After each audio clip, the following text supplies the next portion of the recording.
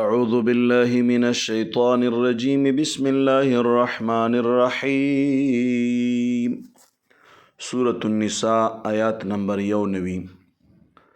ستجدون آخرین زرد چې تاسو به بیا مومئ نور کسان یریدون چې دوی اراده لري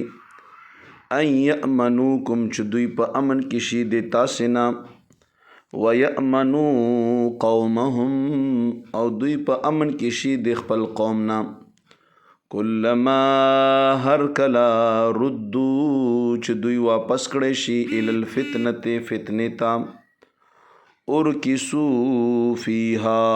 دوی واپس کول شي په هغه فتنه کې فإن لم يعتزلوکم کچرته دوی سیټ ته نشول د تاسې نه دا کفار مشرکین وَيُلْقُوا إِلَيْكُمُ السَّلَمَ او پیش نکړه تاسې ته صلح وَيَكُفُّوا او بند نکړل ایدیهم خپل لاسونه فخذوهم بس ونیسئ دوی وقتلوهم او وژنئ دوی حیث ثقفتموهم هر چرته چې بیا مومئ تاسو دوی وَأُولَئِكُمْ او دغه کسان جعلنا مونږه ګرځولی دی لکم د تاسو د پاره علیهم په دوی باندې سلطانا مبینا غلبه ښکارا.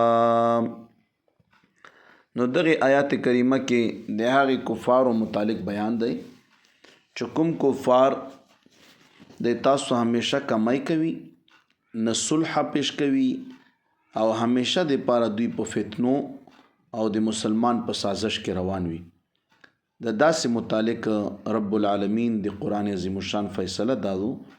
چې دغو خلکو سره جوړ او صلح او دوستانه او ملګرتیاګانې مه کوئ بلکې داسې خلک ونسئ او چې چېرته درته میلو شي دوی تاسو ووژنئ او قتل کړئ او د الله تبارک وتعالی امداد چې دی دا به تاسو سره وي خو په شرط دی چې په مونږ کې اخلاص وي نن خو اخلاص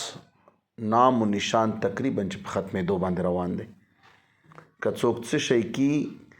که یو کس له روژامات اخلیم نو تصویر که یو کس له یو شی کیم نو تصویرونه او ویډیوګانې نو ویډیو وکړه خو په شرط دی چې نیت ته دا وي چې زه الله راضي کړم چې نیت ته دا وي چې خلکو فقراو سره تعاون وکړي بیا ټیک نو دغې وجې نه دوستانو اخلاص چې دا اخري شلی اخلي د الله رضایي د الله د رضا دپاره کار دا ډېر لوی اجر لري او هغه چونکې شیطان بس اوس نفس دا ویلي دي چې تکړه شه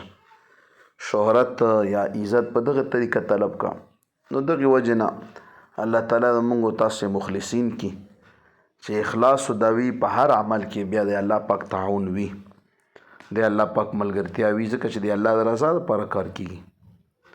الله موږ تاسو مخلصین جوړ کی صدق الله العظیم.